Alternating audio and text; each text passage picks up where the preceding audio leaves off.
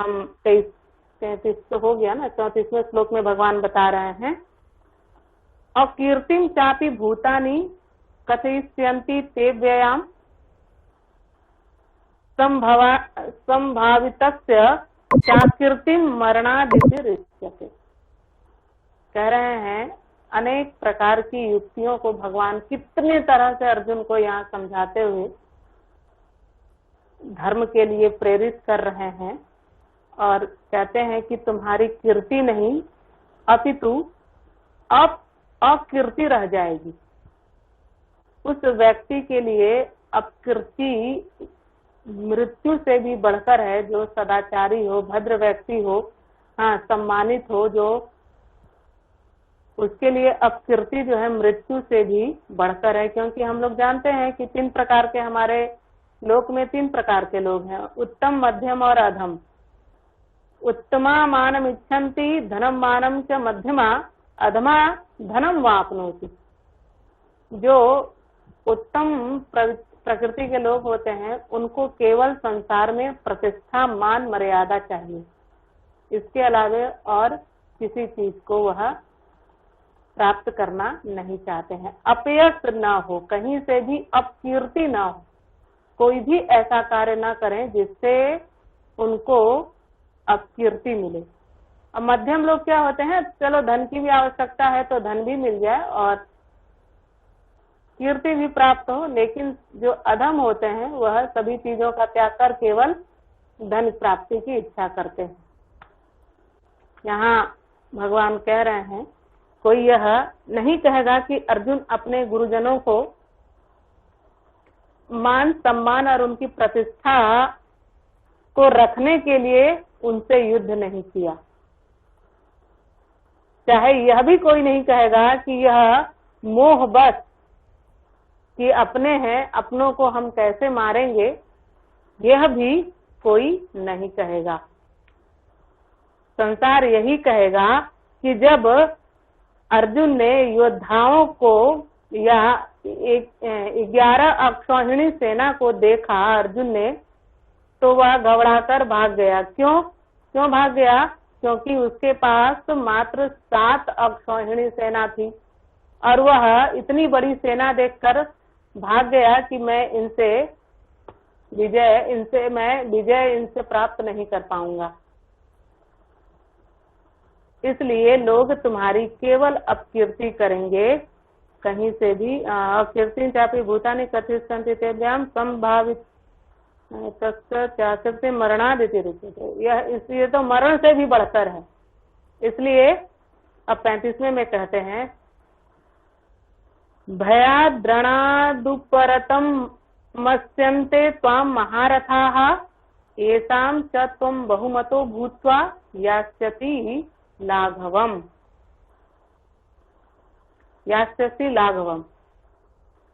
कह रहे हैं कि जिन 2 संकल्प और प्रतिज्ञा के कारण तुम्हें लोग जानते हैं, मात्र अर्जुन का यश जो है कि किसी के सामने दैन्यता नहीं दिखानी है, दीनता नहीं दिखानी है और पलायन नहीं करना है। यही 2 प्रतिज्ञा है आपकी, यही 2 संकल्प है आपका। कभी भी युद्ध के मैदान से हमें भागना नहीं है और किसी से हमें अपनी दीनता नहीं दिखानी है कि अरे हमारी छोड़ दो, हमारी प्राण की रक्षा करो, मैं अब युद्ध नहीं करना चाहता हूँ। इस प्रकार की दीनता नहीं होनी चाहिए। आज ये दोनों तुम्हारे चरित्र में दिखाई दे रहा है। तुम भाग भी रहे हो और दैन्यता भी दिखाई दे रही है तुम्हारे व्यवहार से। दुर्योधन और कर्ण तुम्हारी खिल्ली उड़ाएंगे, तुम्हारा मजाक उड़ाएंगे, पल पल वह तुम्हारे कष्ट का कारण बन जाएंगे। क्योंकि अपने लोग तो ऐसी बातें नहीं करते हैं, लेकिन जो विपक्षी होते हैं वह बार बार ऐसी बातों को करना चाहते हैं जिससे आपकी आत्मा को कष्ट पहुंचे। इसलिए और तो कोई कुछ नहीं कहेगा, लेकिन दुर्योधन और कर्ण जो है, क्योंकि तुम्हारा मूल प्रतिद्वंदी वही है, और यदि तुम इस प्रकार से व्यवहार करोगे तो वह तो तुम्हें पल पल यही कहेगा कि अरे देखो ना, युद्ध के मैदान में हमारा सामना ना कर पाया और यह वहां से भाग खड़ा हुआ। हमारी सेना को देखकर यह इतना भयभीत हो गया कि युद्ध नहीं कर सका। भगवान पुनः यहाँ अपनी युक्ति लगा रहे हैं और अर्जुन के चित्त में उत्साह का संचार उत्पन्न करना चाह रहे हैं। जो तुमने अपनी प्रतिज्ञा की है उसका तुम पालन कर।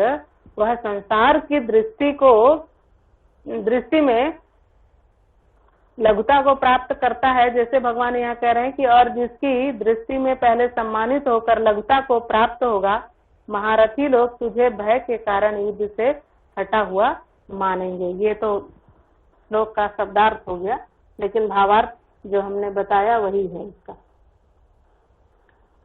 समझ में आया ना? इसका अर्थ आया कि नहीं आया? जी मैम। चलिए, केवल एक के समझ में आया है। मैम आ गया जी, आ गया मैम। चलिए, अच्छी बात है।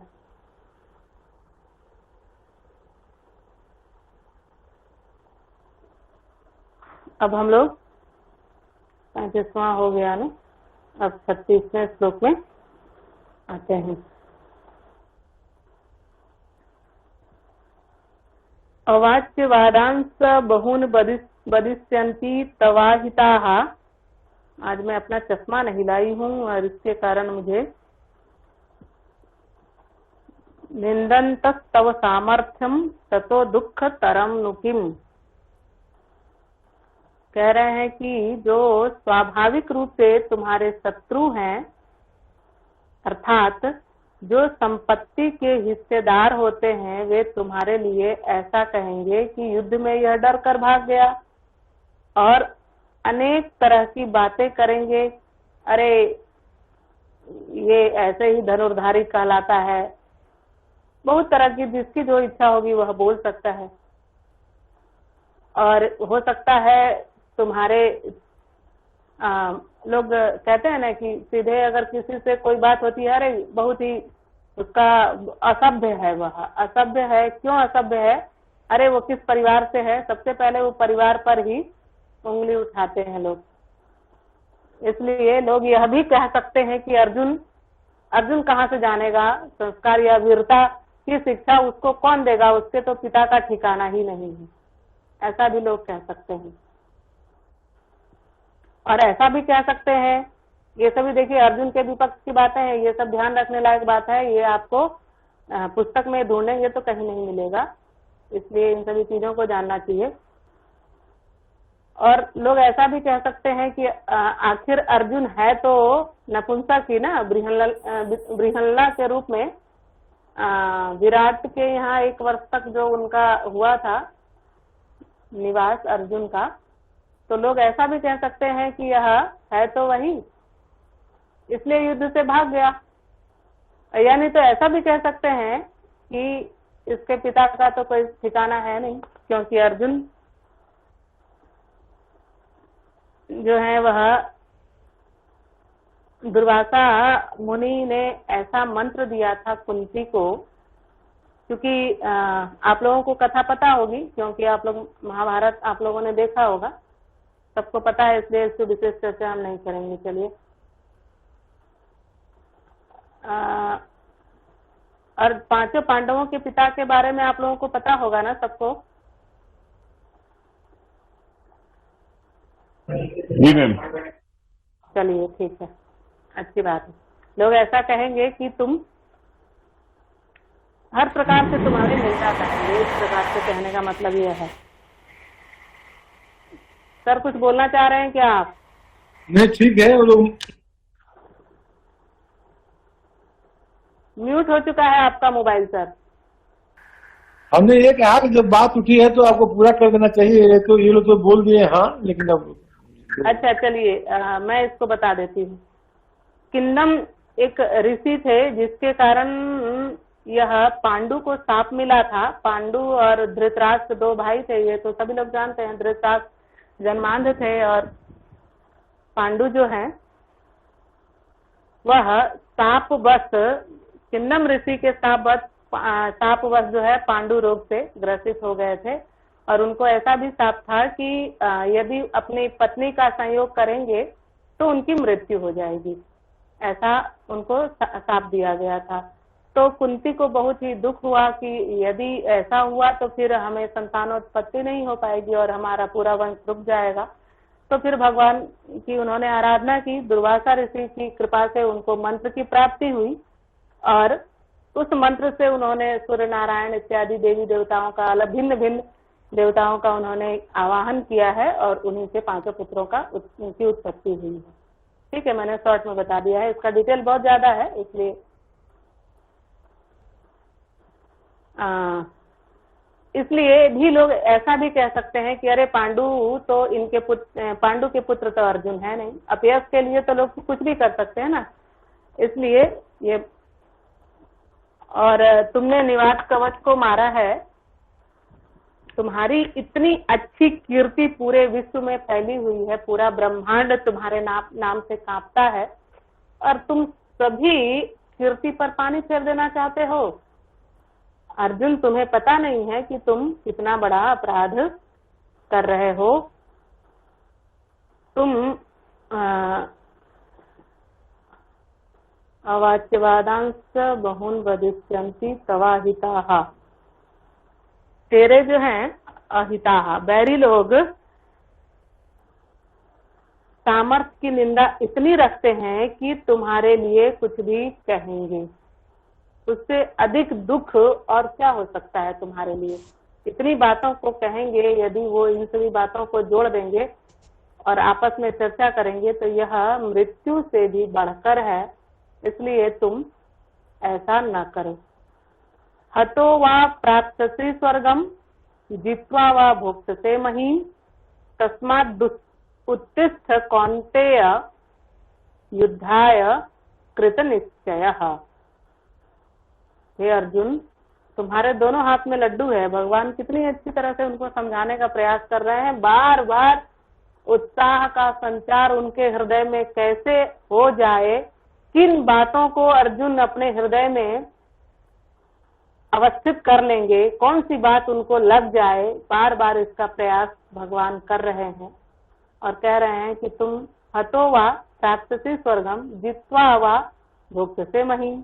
या तो तुम्हारे तो दोनों हाथों में लड्डू है, तुम अपने शत्रुता के द्वारा यदि मारे जाओगे तो तुम्हें स्वर्ग की प्राप्ति होगी।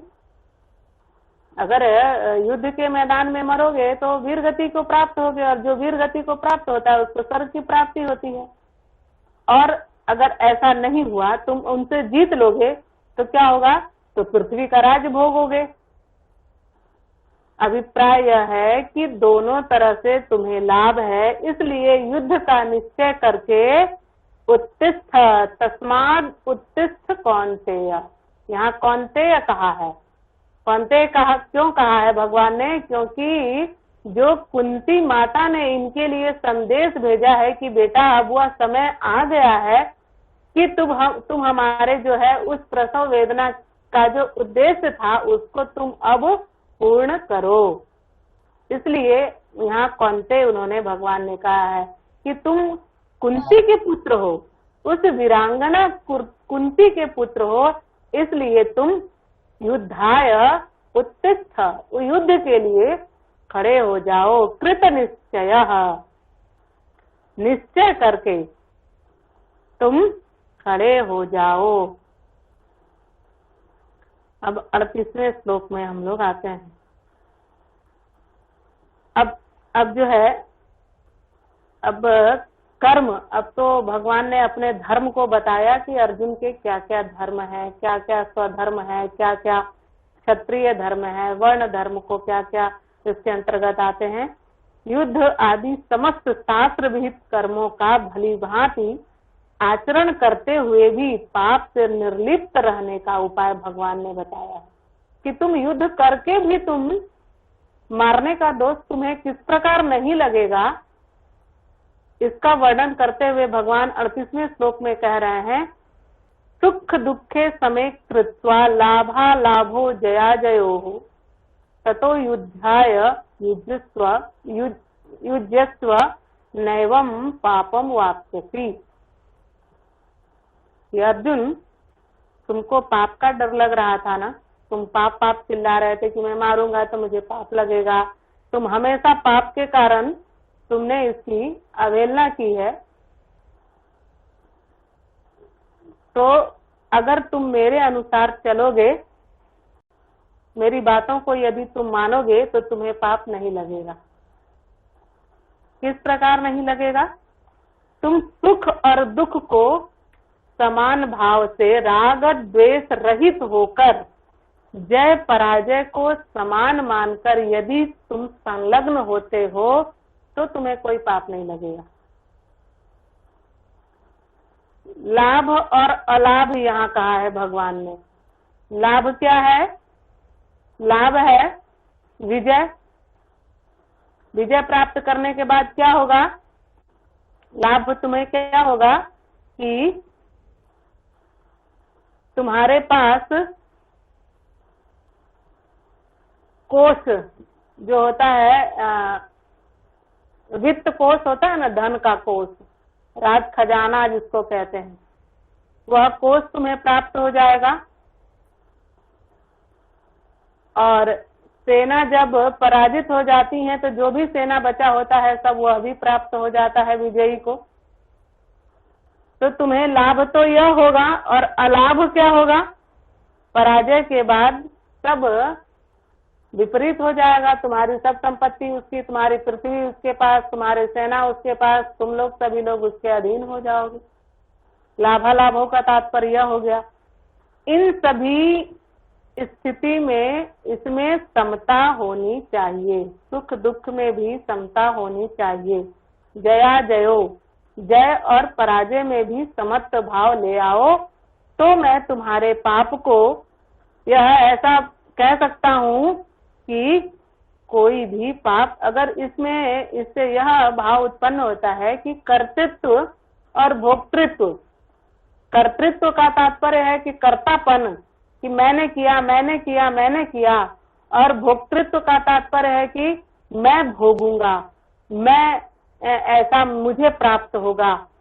ये दोनों भाव जो है अगर हृदय में है तो आप पाप से ग्रसित हो जाएंगे, और यदि नहीं है, इस भाव से रहित हो गए हो तो तुम्हें कोई पाप नहीं लगेगा।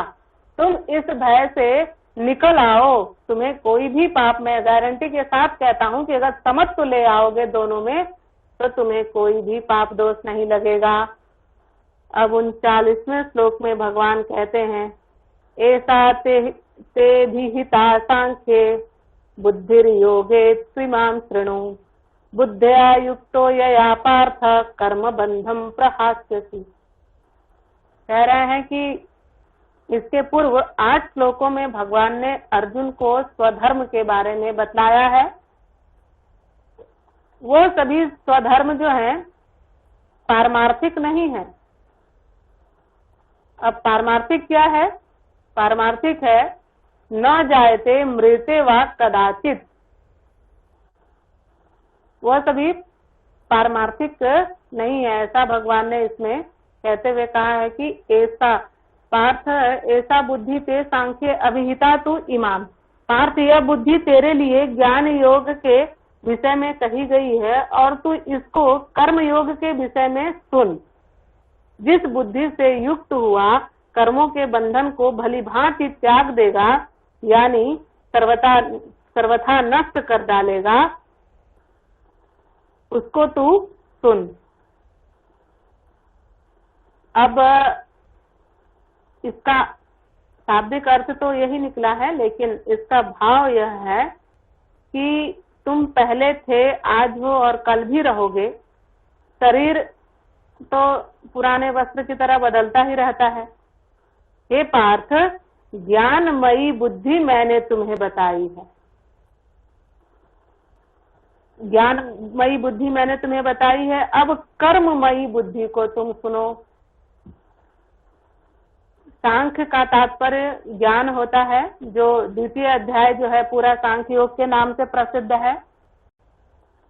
भगवान कह रहे हैं कि अब तुम अपनी बुद्धि को कर्ममयी बुद्धि को बनाना चाहते हो, मैं बनाना तुम्हारी बुद्धि को चाहता हूँ, इसलिए तुम कर्ममयी बुद्धि को सुनो। युक्त होकर तुम कभी यह ना सोचना कि मेरे द्वारा कार्य हो रहा है और मैं इसका भोगता हूँ। न कर्तृत्व भाव होना चाहिए, न भोक्तृत्व भाव होना चाहिए। कर्म बंधन से मुक्त हो जाओगे। यह प्रहास्यसी कहा है। प्रहास्यसी का तात्पर्य है प्रकृष्टेन, अर्थात अच्छी प्रकार से नष्ट कर देगी। शोक मोहात्मक संसार का मुख्य कारण क्या है? क्या है बताइए। आप लोग इतने दिनों से भगवत कथा, ये भगवत गीता का रोज वाचन सुन रहे हैं और मोह जी मोह, बहुत अच्छा।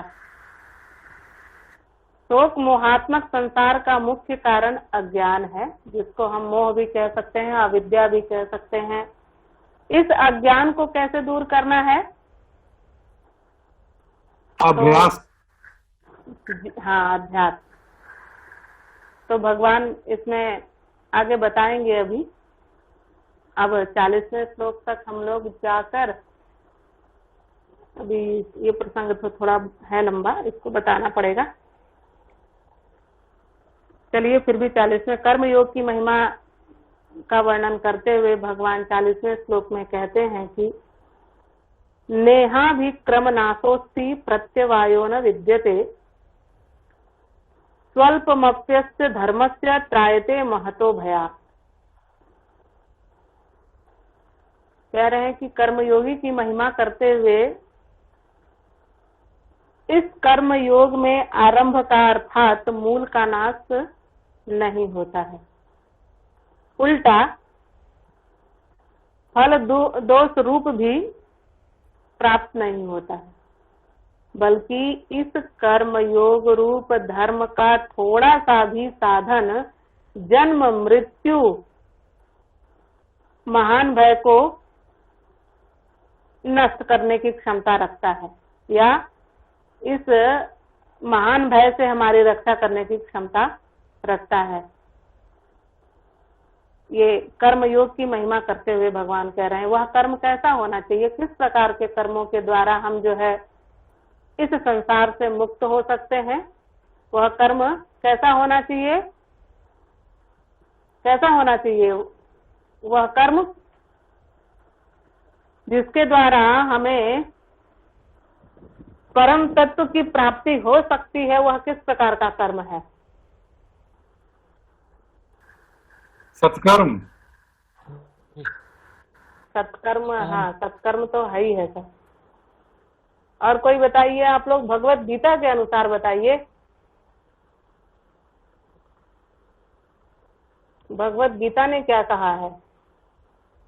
निष्काम कर्म में। और कोई बताइए। हाँ, निष्काम कर्म, आसक्ति रहित कर्म, कर्म संन्यास योग जो कहा गया है ना, वही बस कर्म करें हम, उसमें आसक्ति नहीं होनी चाहिए कि ये हम अपने इस सिद्धि के लिए यह कार्य कर रहे हैं, इस सिद्धि के लिए यह कार्य कर रहे हैं।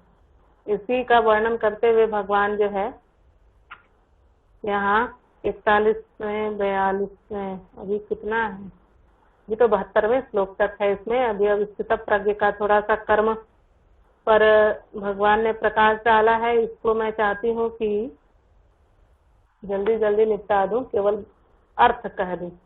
भावार्थ इसका बहुत गूढ़ है, बहुत समय लगेगा, एक श्लोक में ही बहुत समय लग जा रहा है। हमें लग रहा है बहुत शिथिल चल रहे हैं हम।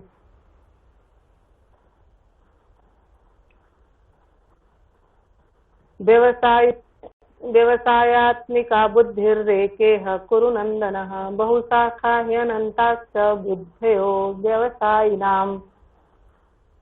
कह रहे हैं कि हे अर्जुन, इस कर्म योग में निश्चयात्मिका बुद्धि एक ही होती है और स्थिर विचार वाले विवेकहीन सकाम मनुष्यों की बुद्धियां निश्चय ही बहुत भेदों वाली और अनंत होती है। देखिए, अब भूमिका भगवान बना रहे हैं किस चीज की? स्थित प्रज्ञ की। अब इसके बाद स्थित प्रज्ञ का ही भगवान वाचन करेंगे। बहुत सुंदर प्रसंग आने वाला है। इसलिए इसमें कह रहे हैं कि देखो, दो प्रकार के लोग हैं इस संसार में। एक व्यवसायत्मिका बुद्धि वाले। व्यवसायत्मिका बुद्धि का तात्पर्य है निश्चयात्मिका बुद्धि, और अव्यवसायत्मिका बुद्धि का तात्पर्य है विवेकहीन और स्थिर बुद्धि वाले।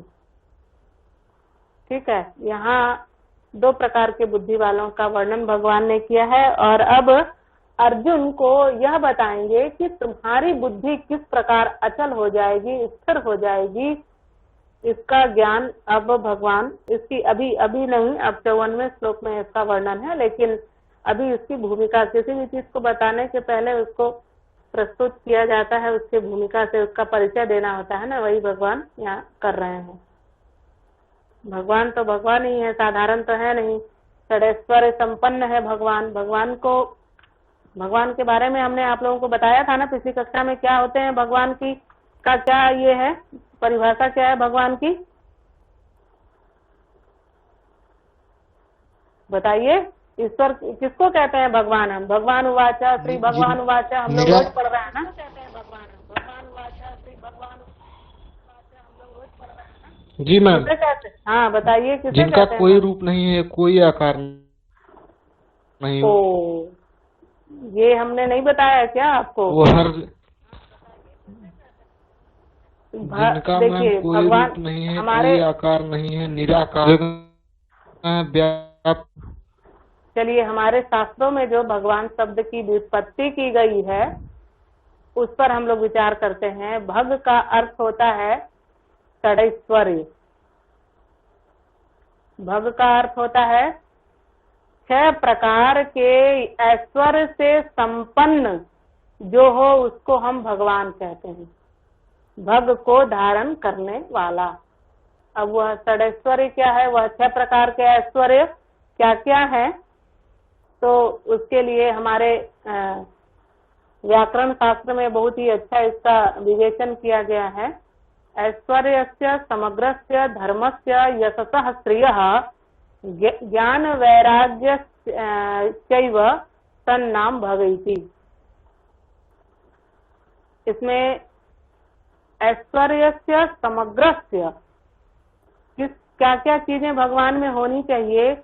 समग्र ऐश्वर्य होना चाहिए, समग्र यश होना चाहिए, समग्र स्त्री होनी चाहिए, समग्र ज्ञान होना चाहिए, और इन सभी चीजों को प्राप्त करने के बाद भी अंत में समग्र वैराग्य होना चाहिए। यह जिसके अंदर है वह भगवान है। और कभी भी भगवान का मुकाबला जो है कोई संसार में कोई भी मनुष्य नहीं है जो कर सकता हो, क्योंकि हमारे यहाँ तो किसी को थोड़ा सा ऐश्वर्य प्राप्त हो जाता है। एक चीज हम लोग मैम 6 चीजों का आपने बताया, ऐश्वर्य, यश, स्त्री, ज्ञान, 4, और इन सबको प्राप्त करने के बाद समग्र वैराग्य, तो 5 हुए मैम। 6वां समग्रता। हाँ, समग्रता नहीं है यह, ऐश्वर्य है पहला। हाँ, पहला ऐश्वर्य, फिर यश, स्त्री, ज्ञान। नहीं, पहला ऐश्वर्य है, फिर धर्म है, फिर यश है, फिर स्त्री है, ज्ञान है और वैराग्य है। अच्छा, धर्म। जी। ये मैम किस बुक में से रेफरेंस? ये व्याकरण शास्त्र में है। आपको महाभाष्य में भी मिल सकता है, ये महाभाष्य में मिल जाएगा। पतंजलि मुनि का जो भगवान का, जिसका हम लोग योग सूत्र पढ़ते हैं, जिन महर्षि का, भगवान पतंजलि ने ही उसमें भी मिल जाना चाहिए। हाँ, शायद महाभाष्य में मिल जाएगा। चलिए ठीक है। इसमें चौथा क्या है मैम? चौथा क्या है मैम? ऐश्वर्यस्य समग्रस्य धर्मस्य यशसः श्रियः। ज्ञान वैराग्यश्चैव सन्नाम भवति। इसमें समग्र शब्द जो है, समग्र शब्द का तात्पर्य होगा, समग्र का तात्पर्य तो हम लोग ऐसा जानते हैं कि सभी, सभी क्या, जो हम लोग रोज शांति पाठ करते हैं ना, पूर्णमदः पूर्णमिदं पूर्णात् पूर्णमुदच्यते पूर्णस्य पूर्णमादाय पूर्णमेवावशिष्यते। यह क्या है? समग्र स्वरूप है ईश्वर का, पूर्ण है वह, उससे हम पूर्ण निकाल लेते हैं तो भी पूर्ण पूर्णमादाय पूर्णमेवावशिष्यते, वह पूर्ण ही बचा भी रह जाता है। यही समग्र है, जो कि किसी मनुष्य में गुणवाचक है ना। जी जी, भगवान अपने आप में गुणवाचक शब्द है, गुणवाचक, गुणवाचक भी है। हाँ हाँ, जितने अधिक गुण होंगे, जो आपने गुणों को बताया। अच्छा, छह ही, इसी 6 गुणों से संपन्न समग्र, सभी, इसमें सभी चीजें, अक्षुण्ण ज्ञान हो, अक्षुण्ण धर्म हो, अक्षुण्ण जो है जिसका कभी नाश नहीं होने वाला हो, ऐसी स्त्री हो जिसका कभी नाश ना हो, ऐसा ज्ञान हो, और इन सभी चीजों को प्राप्त करने के बाद भी उसमें परम वैराग्य हो, वह है ईश्वर। ठीक है, अब हम लोगों का समय बिल्कुल हमें इंडिकेट कर रहा है, इसलिए अब हम लोग जो 42, 43, 44 आज रह गया है, 41 तक हम लोग संपन्न किए हैं। ठीक है, अब भगवत कृपा से अगली कक्षा जब मिलेगी तो अगली कक्षा में आगे की चर्चा होगी। अगर आप लोगों के मन में कोई संदेह हो, कोई प्रश्न हो तो आप लोग कर सकते हैं। चलिए, कोई संदेह नहीं है किसी के मन में। हाँ, मैम यहाँ अंडज, पिंडज, स्वेदज, उद्भिज क्या है? तो ये सृष्टि सृष्टि स्पष्ट बोलिए, स्पष्ट बोलिए, स्पष्ट बोलिए आप लोग।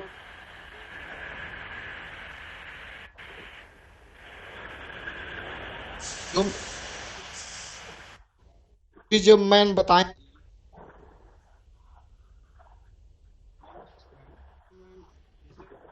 जो अस्थिर बुद्धि वाले होंगे, जिनकी बुद्धि स्थिर नहीं रहेगी, तो वह अविवेकी होंगे ना, उनका तो जहाँ तहाँ उनका मन बुद्धि अनिश्चयात्मिका ही होगी, किसी एक चीज का निर्धारण तो कर नहीं पाएगी। इसलिए ऐसा कहा है भगवान ने। इसका विवेचन अगली कक्षा में अच्छी तरह से कर देंगे। ठीक है, अभी बस इतना समझ लीजिए, व्यवसायत्मिका और अव्यवसायत्मिका का तात्पर्य है निश्चयात्मिका बुद्धि और निश्चयात्मिका बुद्धि, स्थिर बुद्धि और अस्थिर बुद्धि। स्थिर बुद्धि किसका होता है? जो योगी होते हैं, जो बिल्कुल क्या कहेंगे उसको, समत्व बुद्धि वाले जो होते हैं, जो कि कर्तृत्व और भोक्तृत्व का भाव में भी समान बुद्धि रखने, जिसमें राहित्य होता है, सुख दुख में सम बुद्धि वाले होते हैं, उनकी स्थिर बुद्धि होती है। और जो इससे भिन्न है, जो हम लोग हैं, हम लोग अस्थिर बुद्धि वाले हैं, हम लोग अव्यवसायत्मिका के अंतर्गत हैं और निश्चयात्मिका के अंतर्गत हैं, क्योंकि हम संसार के अनुसार अपनी बुद्धि बदलते रहते हैं। लेकिन अर्जुन की बुद्धि ऐसी नहीं थी, निश्चयात्मिका बुद्धि थी उनकी।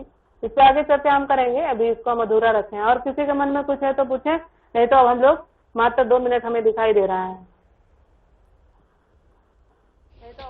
मैम ये जो 4 प्रकार की सृष्टि है, मैम ये जो 4 प्रकार की सृष्टि है, और ये अंडज, पिंडज, स्वेदज, उद्भिज, ये 4 प्रकार के जीव हैं कि 4 प्रकार की सृष्टि, ये नहीं समझ में आ रहा है मैम। दोनों है, दोनों है। उसको वो पर्याय है उसका, सृष्टि का है या जीव का है, बात एक ही है। समझ नहीं पाते हैं आप लोग क्या इस बात को? आप लोग गहराई से नहीं समझते हैं इसको। अब इसको हम अच्छे से समझाएंगे एक एक चीज को। चलिए, प्रयास तो करते हैं, लेकिन ये है कि एक बार में समझ में नहीं आएगी। ये सब बहुत गूढ़ चीजें हैं, इसलिए एक बार में समझ में नहीं, सुनते सुनते संस्कार बनता है, और संस्कार बनने से तब जो है मन बुद्धि में यह स्थिर होता है। स्थिर होने के बाद हमको समझ में यह चीज आने लगता है। ये सब अभ्यास की चीजें। आप लोग भगवत गीता लिए हैं, प्रतिदिन इसका पाठ कीजिए, इसके अर्थों का वाचन कीजिए, धीरे धीरे भगवत कृपा से सब समझने लगेंगे। हम लोगों को भी कोई भी अभ्यास से ही कुछ भी सीख पाता है। चलिए ठीक है, सभी लोग अब शांति पाठ के लिए तैयार हो जाएंगे। पूर्णमदः पूर्णमिदं पूर्णात् पूर्णमुदच्यते पूर्णस्य पूर्णमादाय पूर्णमेवावशिष्यते। शांति शांति शांति। सब लोग धीरे धीरे जो है लेफ्ट हो जाएंगे।